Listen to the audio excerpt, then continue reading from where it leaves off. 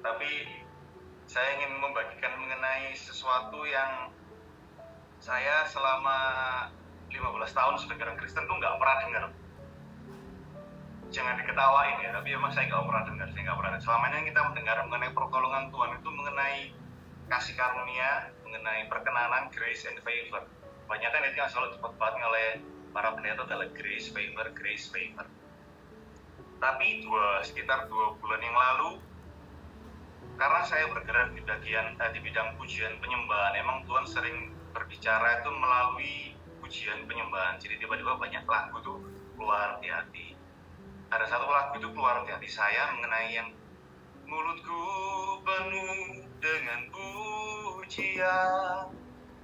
Itu lagu itu berputar terus di hati saya. Saya nggak tahu kenapa, terus saya nyanyi. Setelah itu sekitar 2 minggu kemudian, waktu saya teduh, waktu saya mau membaca firman Tuhan, itu saya kan baru beli Alkitab yang terjemahan baru 2 yang TB2 itu. Jadi kan memulai kembali dari Kejadian. Itu hari itu Alkitab itu saya nggak bisa menemukan, sehingga saya pakai Alkitab yang lama, Alkitab pernikahan saya. Waktu saya buka, ternyata hari itu pembatasnya itu tepat di Mazmur 71. Dan ternyata Mazmur 71 mengatakan mengenai itu. Di Mazmur 71 ayat ke-8 mengatakan, mulutku penuh dengan puji-pujian kepadamu, dengan penghormatan kepadamu sepanjang hari. Lalu saya kan agak bingung ya, kok pas ya Tuhan? Kok pas? Terus saya baca-baca lagi Mazmur 71. Ternyata Mazmur 71 itu mengatakan mengenai doa minta perlindungan di masa tua. Dan inti dari Mazmur 71 ini yang saya dapatkan itu adalah mengenai keadilan Tuhan. Jadi Mazmur 71 mengatakan, padamu ya Tuhan aku berlindung, janganlah sekali-kali aku mendapat malu, lepaskanlah aku dan luputkanlah aku oleh karena keadilan-mu, sendengkanlah telingamu kepadaku dan selamatkanlah aku.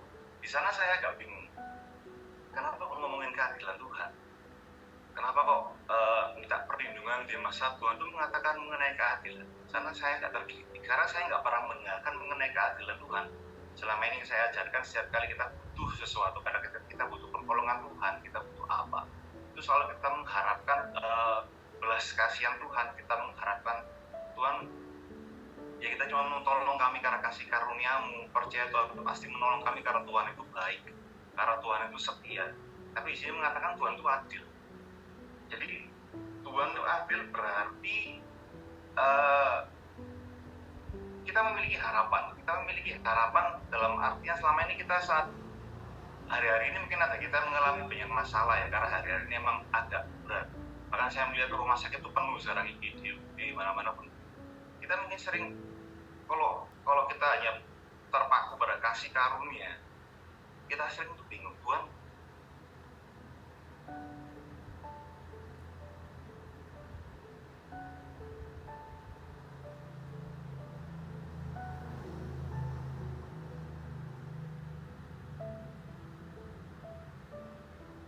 usah minta, Tuhan tuh tahu apa yang kau butuhkan sebelum kau minta, nggak usah minta. Tapi waktu saya membacakan renungan ini, kayak dia berkata, mintalah, minta keadilan Tuhan. Tapi dengan catatan kalau kita meminta keadilan Tuhan, keadilan itu bisa benar, bisa salah. Ya. Kita bisa dibenarkan, kita bisa menjadi salah. Ini juga membuat kita terpacu agar kita menjaga hidup kita. Karena saat hidup kita benar, kita bisa dengan percaya diri mengatakan, Tuhan, tolong aku karena keadilan-mu. Saat kita sakit, kita tahu selama ini hidup kita benar bukan hanya secara hidup kita di mata Tuhan benar, tapi kita juga menjaga hidup kita, apa yang kita makan, apa yang kita lakukan sehari-hari, kita mau berolahraga. Kita bisa minta dengan percaya diri mengatakan, Tuhan, tolong aku karena keadilan-mu Tuhan. Karena keadilan-mu, karena kita tahu kita nggak bercacat secara kesehatan di mata Tuhan. Kita bisa minta, Tuhan tolong aku karena keadilan. Itu juga saat kita menghadapi kasus apapun, kita bisa dengan mantap dia minta, ya Tuhan, tolong aku karena keadilan-mu ya Tuhan.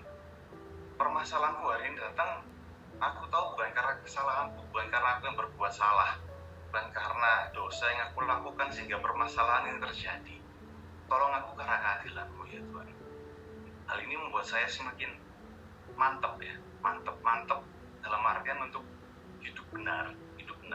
Bahkan setelah itu saya memutuskan kembali untuk melakukan puasa. Saya mengambil puasa kembali. Puasa untuk apa? Puasa saya sebut sebagai puasa kepala rumah tangga. Saya berpuasa untuk anak saya, untuk istri saya. Untuk apa? Ya bukan untuk apa-apa, untuk mencari wajah Tuhan. Sehingga saya bisa mantap. Saya mantap melihat masa depan anak saya percaya keadilan Tuhan pasti bekerja atas masa depan anak saya. Karena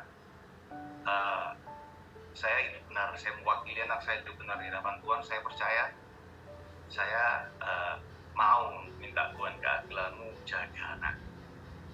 Kita nyanyi dulu yuk. Dengan mumpung saya sekarang sudah bisa main keyboard, jadi sambil nyanyi ya. Ya karena pelayanan ujian penyembahan kalau nggak nyanyi itu rasanya nggak pas.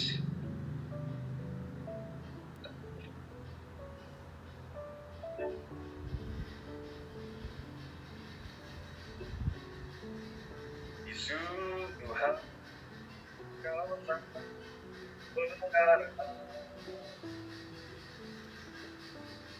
percaya kepada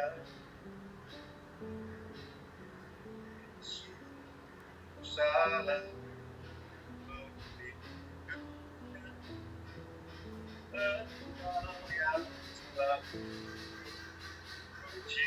yang bisa menyanyikan ke saya sekali katakan, Kaulah berharap, percaya hanya kepada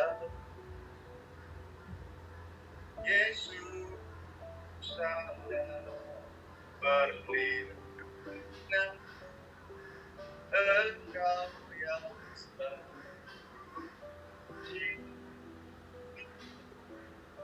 mulutku denganku cinta kepada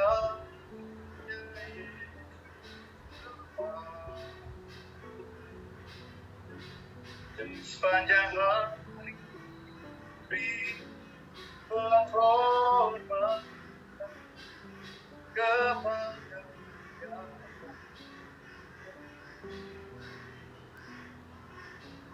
mulutku penuh dengan pujian kepada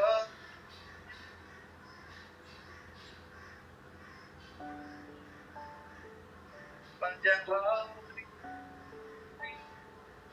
penghormatan kepada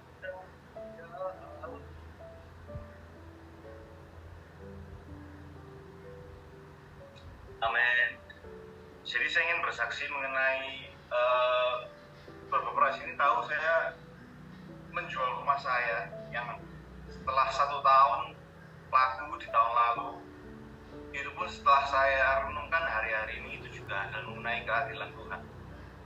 Karena pada saat saya kan berhutang nggak bisa membayar KPR dan rumah saya hampir disita.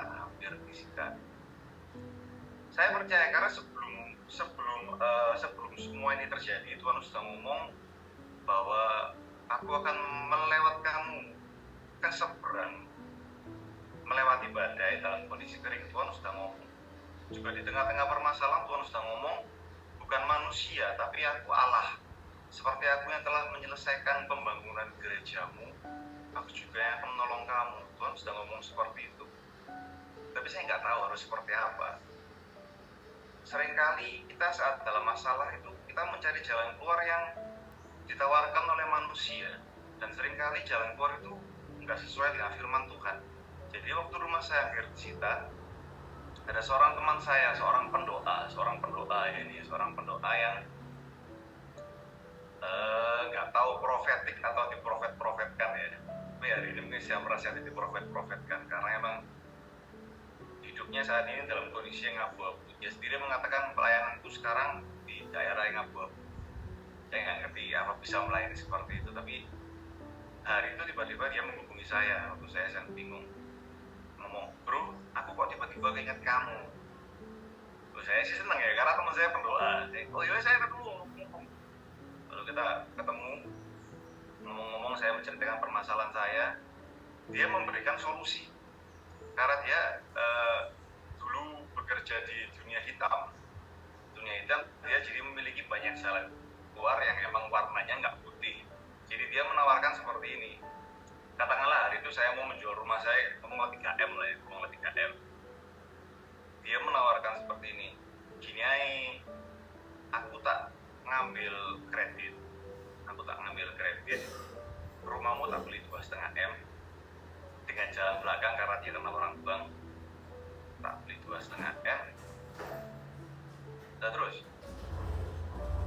ya wes 2,5 M, kamu keluar, kamu nggak punya utang, kamu nggak dapat apa-apa ya enggak, tapi kamu nggak punya utang. Jujur itu saya sempat goyang sih, karena saya menunggu saat itu hampir 1 tahun ya. Saya menunggu hampir 1 tahun, nggak ada kejelasan terus gimana, nggak ada. Setiap orang yang masuk rumah saya pun nggak ada yang terlihat orang berminat. Jujur saya sempat goyang, tapi saya mikir,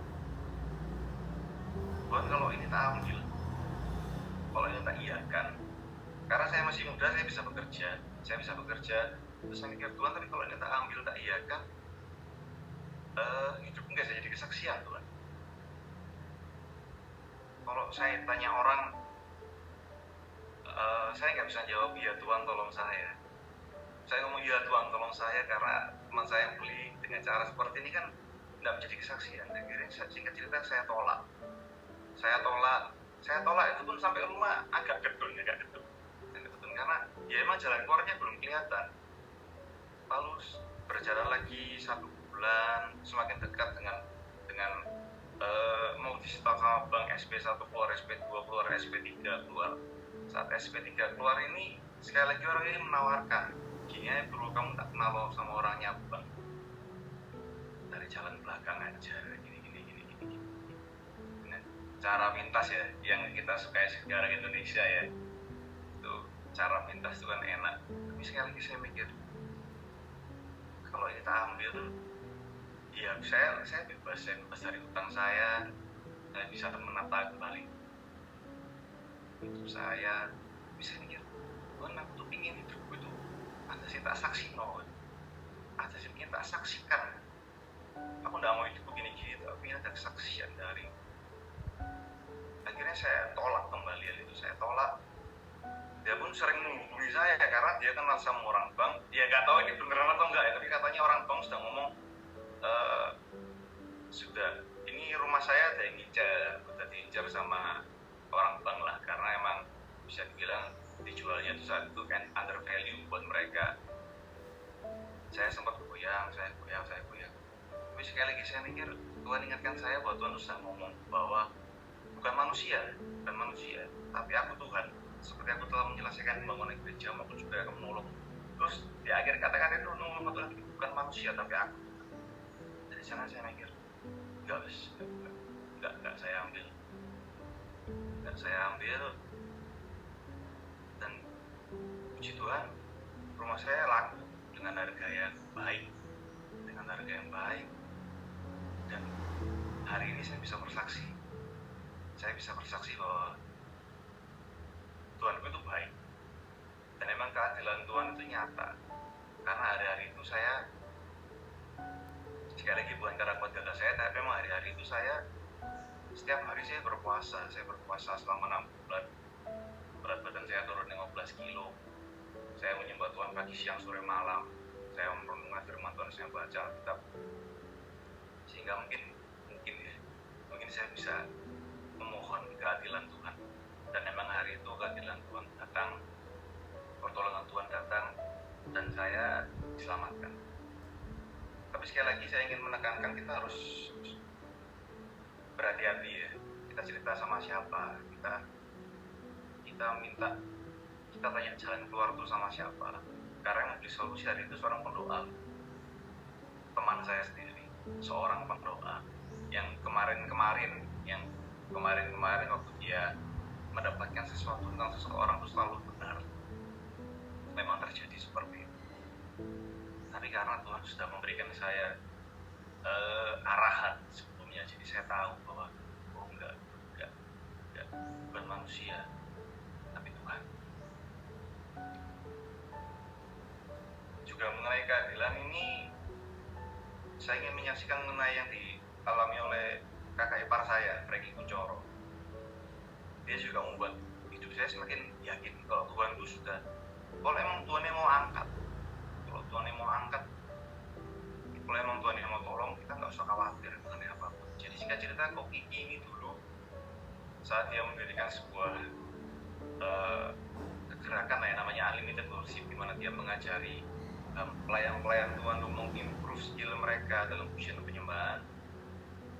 Dia dipanggil oleh gerejanya yang lama, dia dipanggil ngomong gini, Ki, aku minta kamu kita mau membangun sesuatu yang bentuknya sama seperti Unlimited Worship yang dijalankan oleh Ko Kiki saat itu.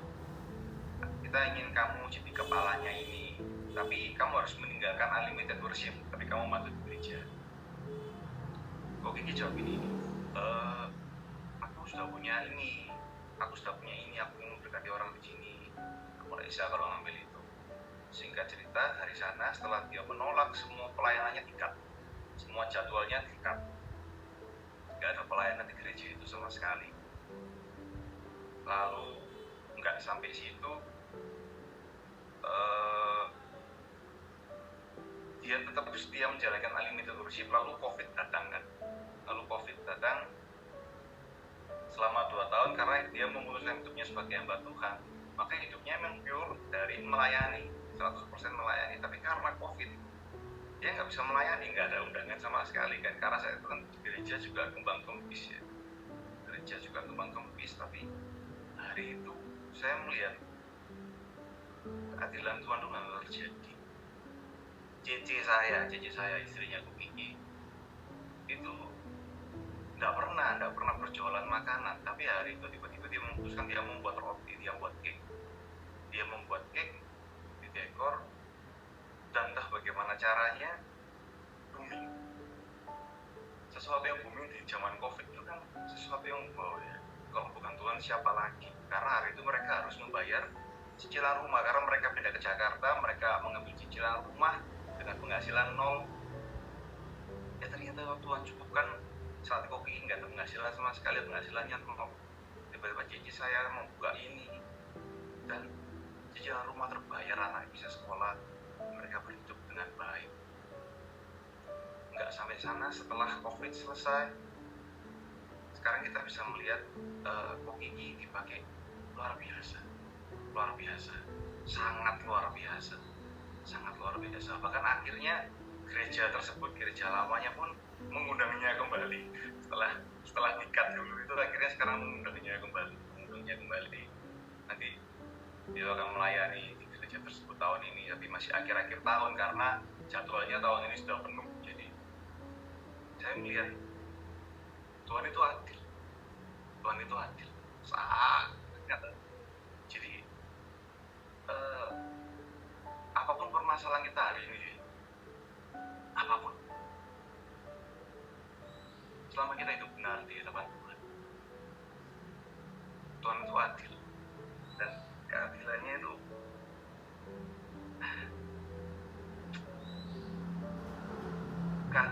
luar biasa ya.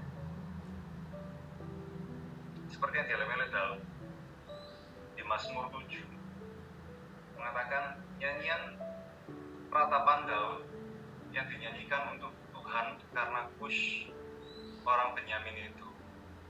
Ya Tuhan Allahku, padamu aku berlindung, selamatkanlah aku dari semua orang yang mengejar aku, dan lepaskanlah aku, supaya jangan mereka seperti singa menerkam aku dan menyeret aku dengan tidak ada yang melepaskan. Ya Tuhan Allahku, jika aku berbuat ini, jika ada kekurangan di tanganku, jika aku melakukan yang jahat terhadap orang hidup damai dengan aku, atau merugikan orang yang melawan aku dengan tidak ada alasannya, maka musuh kiranya mengejar aku sampai menangkap aku, dan menginjak-injak hidupku ke tanah, dan menaruh kemuliaanku dalam debu.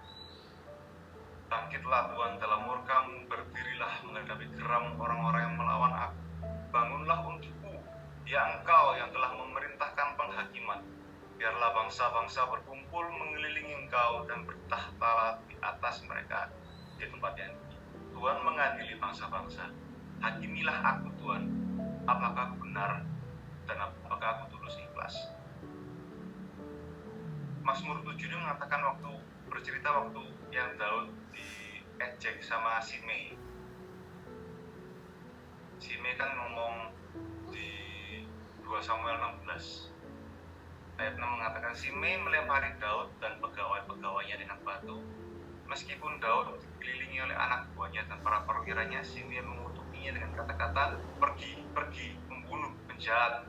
Engkau telah merampas kerajaan Saul. Sekarang engkau dihukum Tuhan karena membunuh begitu banyak sanak saudara Saul. Tuhan telah memberikan kerajaanmu kepada anakmu Absalom. Sekarang mampuslah engkau, hai pembunuh. Tapi di sini Daud bisa ngomong dengan percaya diri. Sesuatu yang mengerikan sebenarnya. Daud ngomong apa? Tuhan, kalau ada kecurangan di tanganku, maka biarlah musuhku itu mengejar aku, menangkap aku, menginjak-injak hidupku ke tanah dan menaruh kemuliaan dalam dia percaya. Tuhan, aku sampai hari ini nggak berbuat salah ya Tuhan. Jadi terserah orang mau ngomong apa, mau melakukan apa. Kalau emang aku salah, serahkan aku kepada mereka. Tapi karena aku nggak salah, aku percaya keadilan Bapakku. Dari sini saya belajar kalau kita tuh nggak usah bingung lah mengenai apa yang orang lain katakan. Mengenai kalau ada orang yang menyerang kita pun nggak usah takut. Emang kalau kita emang nggak salah, Tuhan pasti bela. Amin.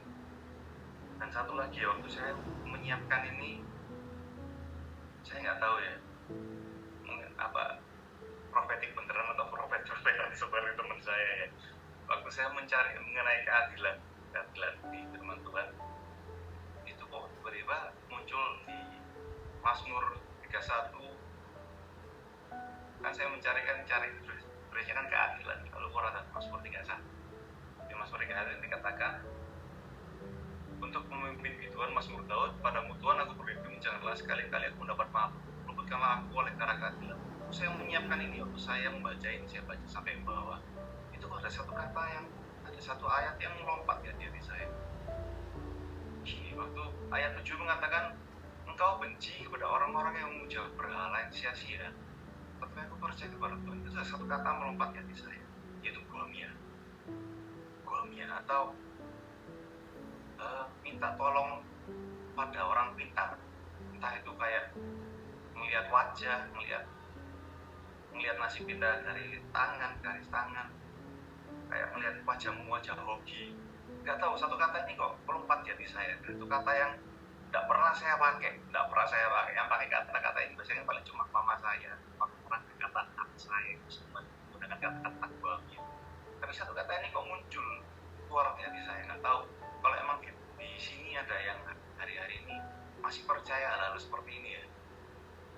Masih ada yang percaya hal-hal seperti ini, terutama mengenai masa depan anak. Mungkin ada orang yang dalam tanda petik menggomia anak kita, mengatakan, oh ini muka kayak gini nih, oh ini tangannya gini nih, oh gini.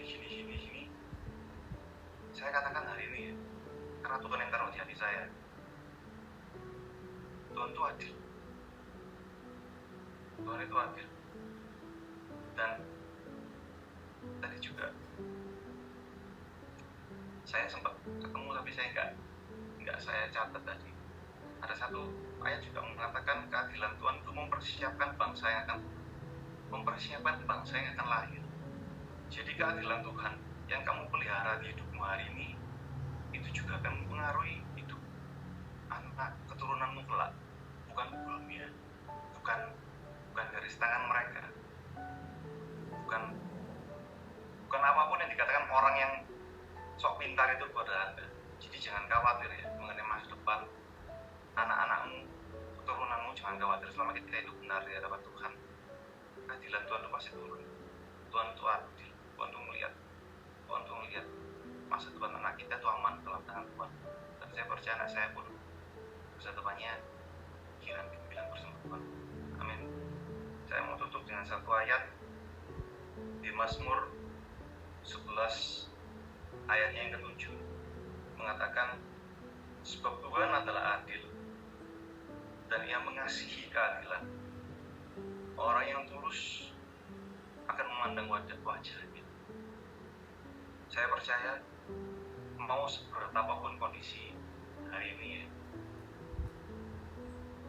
melihat PPN yang mau naik 12% ini ya, seberat apapun kondisi yang akan datang hari ini, percayalah, saat kita sebagai siapapun kita, sebagai orang tua, sebagai anak, sebagai pasangan, selama ada kita yang mau membayar harga hidup benar di hadapan Tuhan, kita memiliki otoritas untuk mengatakan, Tuhan tolong aku karena keadilan. Amin. Saya mau sharing satu lagu. Nggak enak nggak nyanyi. Saya waktu sedang cara doa di sebuah gereja, waktu kordisnya main itu kayak ada melodi luar biasa saya. Jadi saya kayak ngomong gini, Kau sanggup Tuhan untuk menolongku. Jadi saya ingin menyaksikan satu lagu ini ya. Pindah lagi ya, di kordnya sebelah sini ya kan. Semoga lagu ini bisa menjadi berkat. Karena saya percaya hari ini memang gak mudah. Saya percayalah Tuhan Yesus sanggup menolong kita, amin. Sebentar, transpose.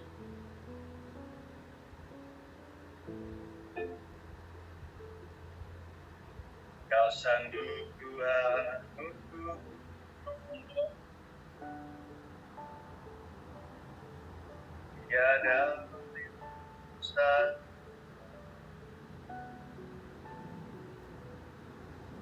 di saat goyah lemah dan tak berdaya, Kau nyatakan kuasa-Mu yang sebenar.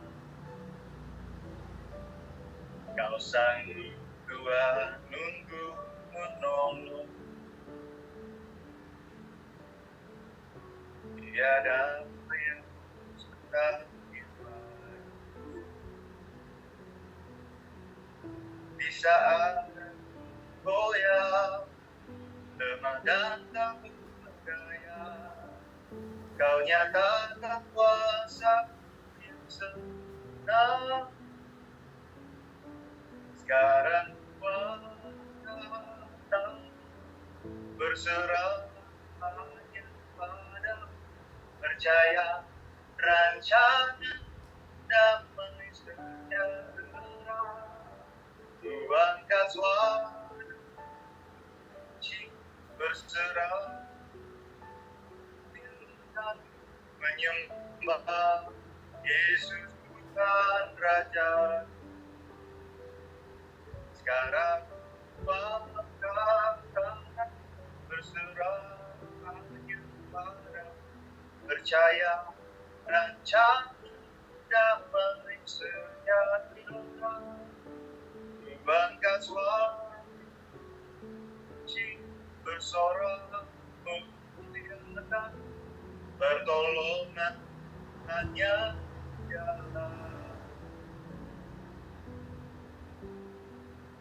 Amin. Terima kasih. Saya kembalikan kepada Pak Nando dan Bu Esti. Memberkati.